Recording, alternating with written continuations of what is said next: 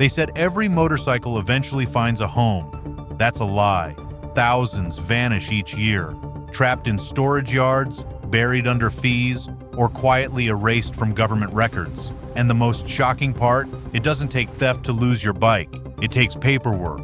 Riders across the country are blindsided when lenders, courts, or even repair shops reclassify their machines as unclaimed. Once that happens, the clock starts ticking toward auctions, ghost markets, and the crusher. Stick around, because I'll reveal how this hidden system works and how you can stop it from swallowing your own ride, the legal limbo. Every year across the United States and far beyond, thousands of motorcycles fall into a shadowy category known as unclaimed property. They were purchased, financed, or left in for repair, but somewhere in the maze of contracts and ownership, something snapped. A missed loan payment, a sudden bankruptcy, or even a bitter divorce dispute can leave a bike stranded with no one legally allowed to pick it up. Dealers call them orphans. Courts call them assets. Riders call them heartbreaks. Consider the financing trap. Many motorcycles are bought with credit, and when payments stop, the bank or dealership is left holding a machine it technically owns, but cannot easily resell until lengthy paperwork clears. Storage disputes are just as common. A motorcycle left in a shop for repairs, unpaid for months, becomes a liability. The shop cannot simply wheel it onto the curb, but every extra day racks up storage fees that will never be paid. Courts, lenders, and shops rarely communicate smoothly, and that confusion traps motorcycles in endless waiting periods. Owners may have no idea their bike has already been reclassified. By the time they learn, recovery is impossible, and the machine is already marked unclaimed. The law steps in slowly, sometimes too slowly.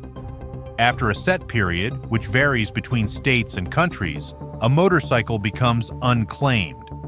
At that point, the property is transferred to auction houses, salvage operations, or municipal impound lots. And once a bike slips into limbo, the clock starts ticking toward a fate you will not believe. Graveyards of chrome. When the paperwork finally clears and the motorcycle is deemed abandoned, the first destination is rarely glamorous. Salvage yards, sometimes tucked behind highways or hidden in industrial parks, become the parking lots of forgotten dreams. Picture rows upon rows of chrome and paint dulled by weather, tires sinking into the soil, and engines slowly corroding. A brand that once represented freedom and power now looks like a skeletal relic of a road never traveled.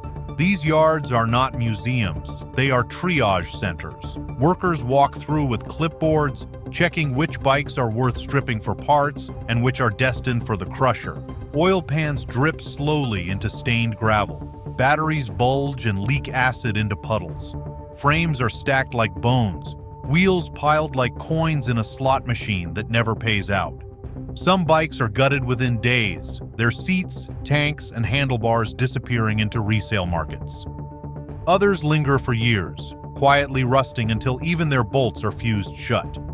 Some of these yards resemble outdoor museums, though without curation or pride. Entire rows of identical models sit shoulder to shoulder, stripped only when a buyer calls. For many riders, it is heartbreaking to see beloved machines treated like disposable scrap. The environmental toll is sobering. Every leaking fluid is a hazard. Every plastic fairing that cracks under the sun becomes another piece of waste. Yet for salvage yards, the business is simple. Maximize recovery, minimize storage. And in that ruthless efficiency lies the next twist. But the most valuable pieces do not always stay here. They often vanish across borders. If this is opening your eyes, hit that like button now. It tells me to keep digging. Drop a comment too. Have you ever seen an abandoned bike left to rot? Your stories might expose even more hidden truths. The auction resurrection. If a motorcycle avoids the crusher, its next stage is often the auction block. Municipal auctions, insurance auctions, and dealer liquidations all create a strange theater where forgotten machines are given one last chance at life. Buyers range from collectors hunting rare models to small mechanics hoping to flip parts for profit. In these rooms, a bike's history does not matter. What matters is the winning bid and whether the frame can be rolled onto a truck. The risks are high. Many motorcycles arrive with no keys, no clear titles, and sometimes hidden damage that makes them death traps on the road. Fraudsters lurk here too, selling machines with forged paperwork or tampered vehicle identification numbers. Some lucky bidders walk away with bargains, reviving a bike with a few $100s in repairs. Others discover too late that their deal is nothing but a pile of unusable metal. Veteran bidders say auctions are more adrenaline than strategy. Each bike represents both potential treasure and looming disaster. One wrong purchase can ruin a small repair business. Others thrive, turning forgotten motorcycles into steady profit streams. It is capitalism distilled into steel. Auctions are noisy, chaotic, and ruthless. A machine that once cost $15,000 new can sell for less than $500 when unclaimed. Dealers attend, mechanics attend, and sometimes even exporters attend, snapping up bikes for overseas markets.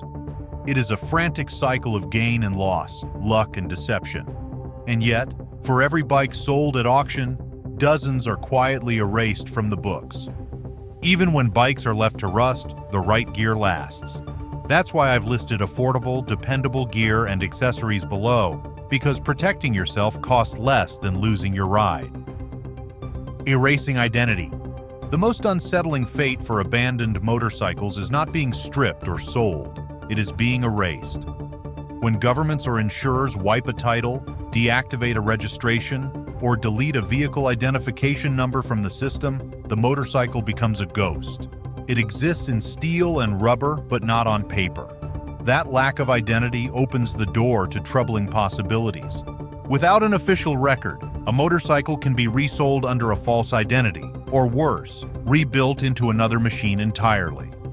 Criminal networks take advantage of these gaps, using frames and engines with wiped numbers to disguise stolen bikes. Even well-meaning owners can be trapped. Someone might buy what looks like a clean used motorcycle, only to discover later that it technically does not exist, leaving them unable to insure or register it. Collectors call these erased machines ghost bikes, prized for their rarity but feared for their legal baggage. Without clear provenance, ownership becomes a gamble. Some buyers chase bargains anyway, willing to risk paperwork nightmares just to own what should not exist. For municipalities, erasure is tempting. It clears liability, reduces backlog, and makes storage easier. But for riders and collectors, it is devastating.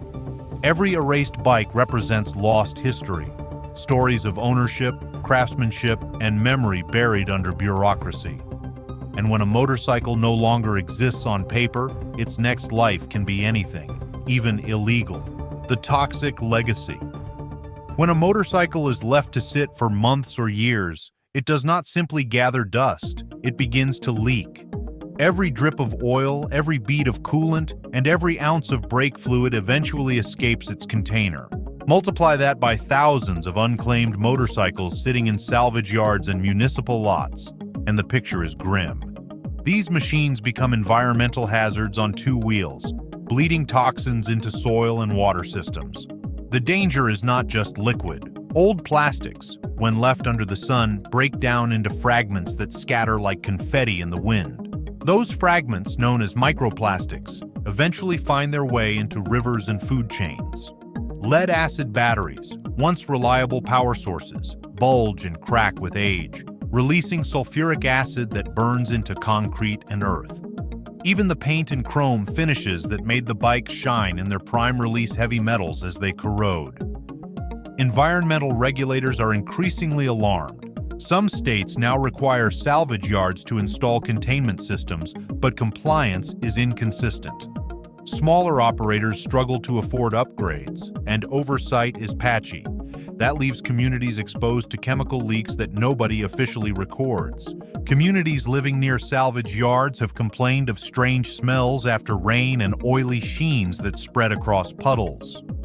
Cleaning up requires specialized crews, protective suits, and careful disposal, often costing more than the motorcycle was ever worth. The environment bears the heaviest price for human neglect, and sometimes cleaning up costs more than the bike was ever worth. dollars versus dust. For salvage operators, the decision is rarely emotional. It is arithmetic. Each abandoned motorcycle represents a puzzle of value: the worth of its parts, the cost of storage, and the potential resale. A late-model sport bike may be worth pulling apart for its engine, electronics, and fairings. An older cruiser with a cracked frame may not even justify the fuel used to move it. Storage is not free. Every square foot of yard space carries a cost. Salvage yards cannot afford to keep low-value bikes around indefinitely, so they triage quickly. If the cost to dismantle exceeds the projected resale, the machine is destined for the crusher. Sometimes bikes with sentimental or historical value are spared, sold to hobbyists or restoration enthusiasts willing to take on the challenge. More often, practicality wins. A motorcycle becomes just another lump of metal waiting for the hydraulic press. Employees often describe the decision process as cold but necessary.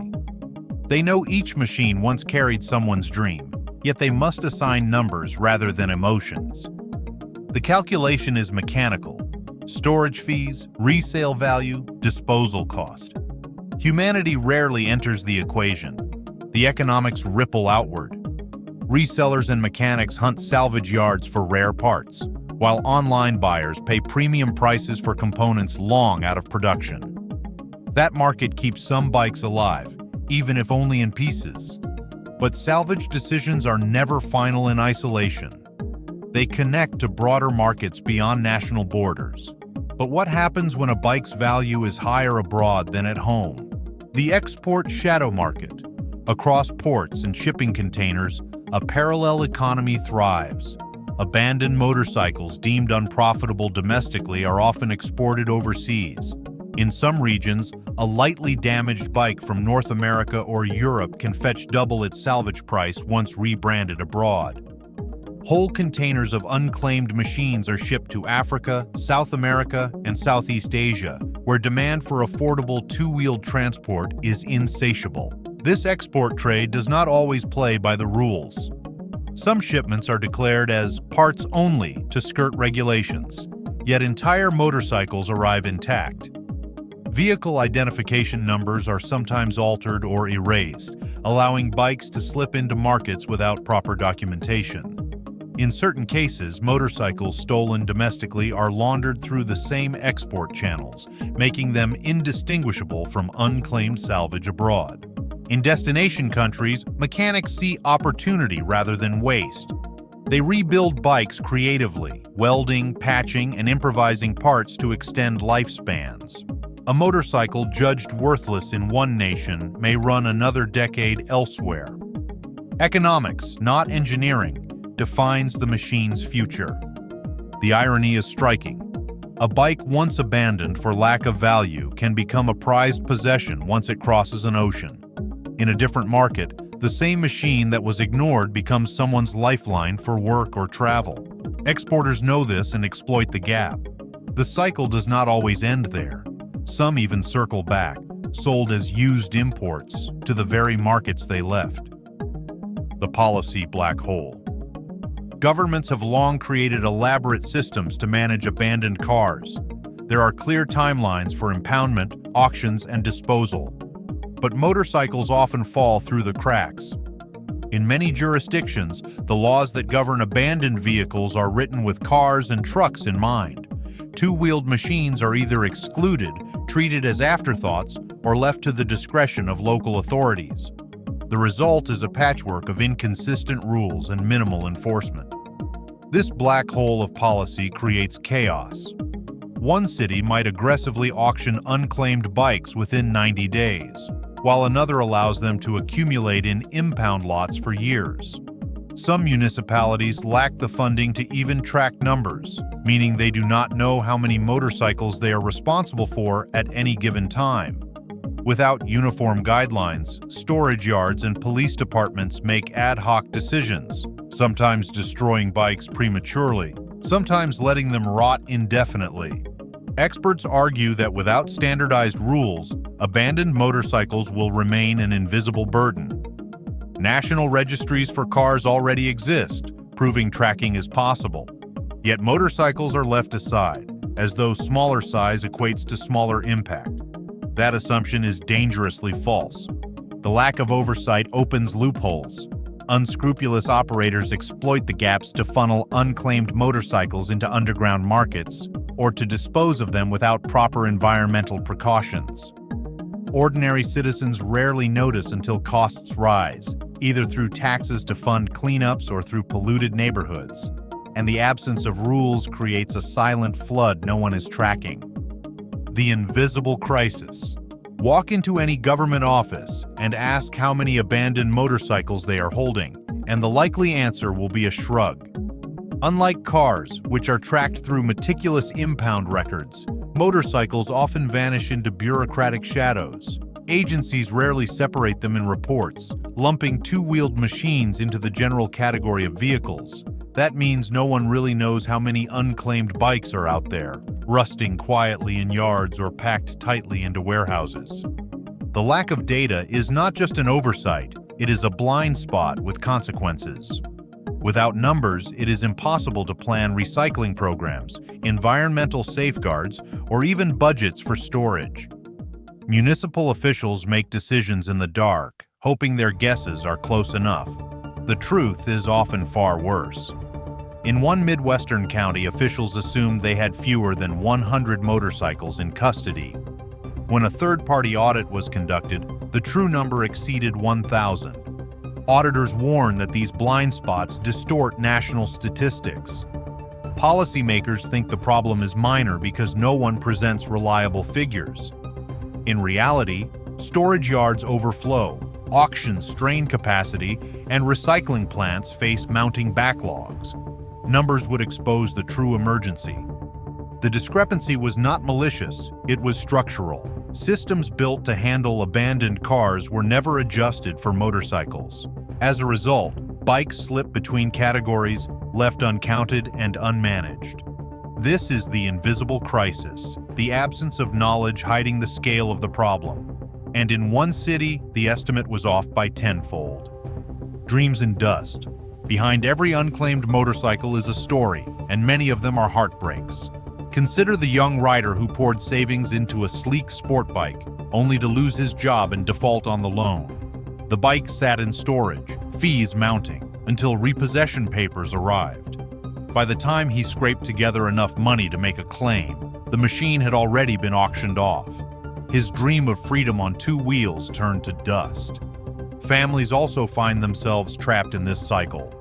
When an owner dies unexpectedly, heirs often do not know the procedures for reclaiming property.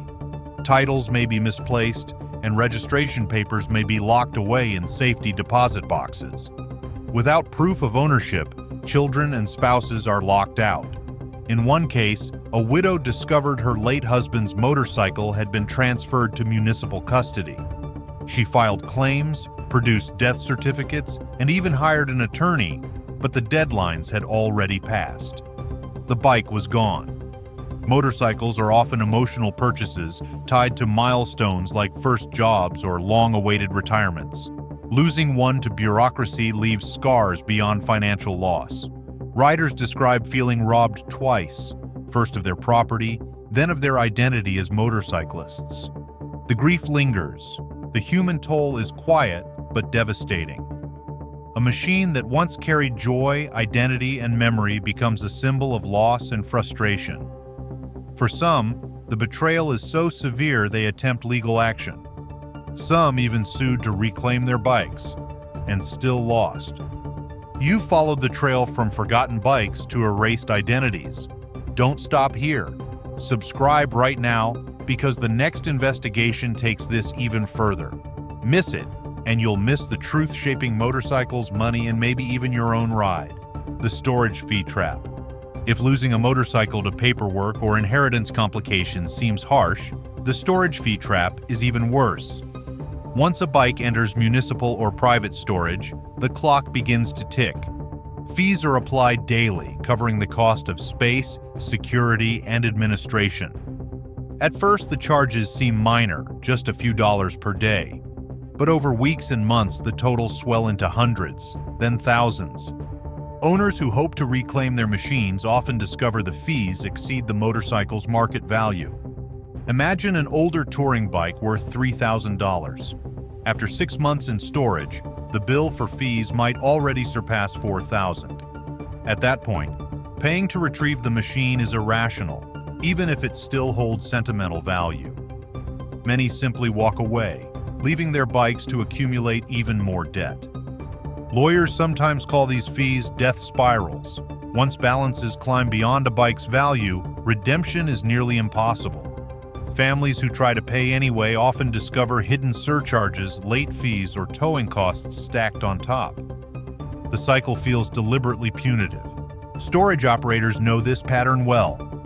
The system is designed less to help owners reclaim property than to cover costs and protect the institution holding the vehicle.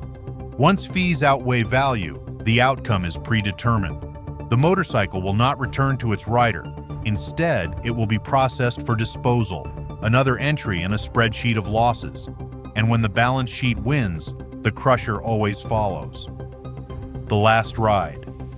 At the very end of the line, unclaimed motorcycles face their most final fate: destruction. Crushing is the most common method, where hydraulic presses flatten frames into dense cubes of metal. Shredding follows, tearing components apart so that steel, aluminum, and copper can be separated for recycling. In larger facilities, bikes are melted down into raw material that will one day become new construction beams, appliances, or even other vehicles. The process is efficient but brutal. Whole machines, once crafted with precision and pride, are reduced to anonymous fragments in minutes. Workers describe the sound of frames collapsing as unsettling, like bones snapping under pressure. Engines that once roared are silenced forever in a roar of grinding teeth. It is the industrial equivalent of erasing history. Some scrapyard workers develop quiet rituals, removing mirrors or badges before destruction as a gesture of respect. They know these machines once mattered to someone. Even in industrial settings, small acts of humanity persist, reminders that motorcycles are more than metal. Yet even in destruction, the story does not truly end. Parts of these motorcycles live on in unexpected ways. Steel may find its way into skyscrapers. Copper may be pulled into new electrical systems. Aluminum may shape itself into cans or planes. What was once a beloved motorcycle is reborn in fragments across the economy. But fragments of these bikes do not disappear. They re-enter the world in shocking ways. Liability on two wheels. Manufacturers like to present motorcycles as symbols of freedom and individuality, but when those machines go unclaimed, they quietly become liabilities. Dealers face lawsuits from frustrated buyers who missed deadlines or claim they were not properly notified of repossession. Insurers sometimes demand compensation for storage costs when bikes linger in legal limbo. Even manufacturers themselves, though technically not responsible once a bike leaves the factory, feel the pressure of public perception when headlines show rows of their branded machines rotting in impound lots. The risks are not just legal, but financial. A high volume of abandoned motorcycles can weaken a brand's reputation for reliability. If riders believe too many bikes are sitting unwanted, they may assume resale values will collapse, and that perception drives down future sales. Some dealers have already begun lobbying manufacturers for support, asking for partial reimbursements on storage or buyback programs that soften the financial blow. Behind closed doors, risk managers calculate potential exposure. Internal reports suggest certain companies now treat abandoned motorcycles as a hidden liability class, assigning monetary reserves for future claims, cleanup costs, and regulatory fines. The problem is no longer invisible. It has reached boardrooms. Some companies are already budgeting millions to cover the damage. Cities versus steel. If corporations see liability, city governments see a financial black hole. Municipalities spend millions each year on towing, storage, and administrative processes to manage unclaimed motorcycles. Each machine left in public custody requires paperwork, secure storage, and often special handling to prevent leaks or hazards. The costs add up quickly, straining already thin budgets. Local politicians are caught in the middle. Taxpayers do not want their money funding warehouses of forgotten bikes, yet few residents understand the scale of the issue. Community groups complain about blight when impound yards overflow. Environmental activists demand stricter regulation of storage practices. At the same time, small business owners argue that aggressive enforcement unfairly punishes struggling riders who simply fell behind on payments. These tensions have led to legislative experiments. Some cities shorten the timeline for auctions, moving bikes faster but angering owners who miss deadlines. Others have enacted stricter penalties for failing to claim property. In one notable case, a state legislature passed a law reclassifying unclaimed motorcycles as hazardous waste if not retrieved within 90 days. That reclassification criminalized letting bikes sit in lots or garages, sparking outrage among enthusiasts. And one new law just made leaving a bike to rot a criminal act. Recycling gold rush. While governments struggle with costs, recyclers see opportunity. The surge of abandoned motorcycles has created a booming market for scrap processors, dismantlers, and specialized recycling startups. Frames are melted down, copper wiring stripped, and steel processed for construction materials. Every forgotten bike is a pile of raw commodities waiting to be harvested. The shift is even more dramatic with electric motorcycles and scooters. Their lithium-ion batteries, once an afterthought, have become valuable assets in the global race for critical minerals. Recyclers now compete fiercely to acquire abandoned e-bikes, extracting lithium, cobalt, and nickel for resale to battery manufacturers. What once looked like waste now appears as a 21st century gold rush. This scramble has drawn major investors.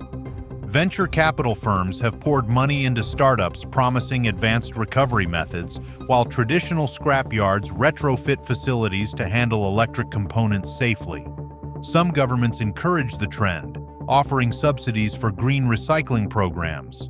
Yet the market is volatile. Prices for recovered metals fluctuate wildly, and improper handling of batteries can cause fires or toxic leaks. Still, momentum grows. Because in the scrap world, the future is not fuel, it is lithium. Ghosts in the market. For consumers and investors, the story comes full circle. Every abandoned motorcycle eventually re-enters the market in some form, whether as parts, recycled metal, or occasionally as a suspiciously cheap, used import. Buyers who stumble across these machines often have no idea of their past. A gleaming sport bike could carry a wiped history, its title erased, its origin untraceable. That uncertainty erodes trust in the used market. Investors see similar risks. If unclaimed bikes flood auctions or reappear abroad, resale values collapse. That devalues entire model lines, creating ripple effects on stock prices and brand strength. Insurance companies adjust premiums based on perceived risk, further raising costs for ordinary riders. The economic weight lands not only on corporations, but on individuals who just want to own and ride a motorcycle. Transparency is limited. Few governments require full disclosure of an abandoned status, and loopholes allow machines to be rebranded with clean paperwork after crossing borders. For riders, that means uncertainty at every step of the purchase process. For investors, it means unpredictability in an already fragile market. Because once a bike is forgotten, its shadow never really goes away. Every forgotten motorcycle isn't just metal, it's a warning. You've seen how quickly a dream ride becomes a ghost, erased without trace. But this story doesn't end here. Subscribe now, because the next chapter exposes secrets even closer to home. Miss it, and you'll never see motorcycles or your own garage the same way again.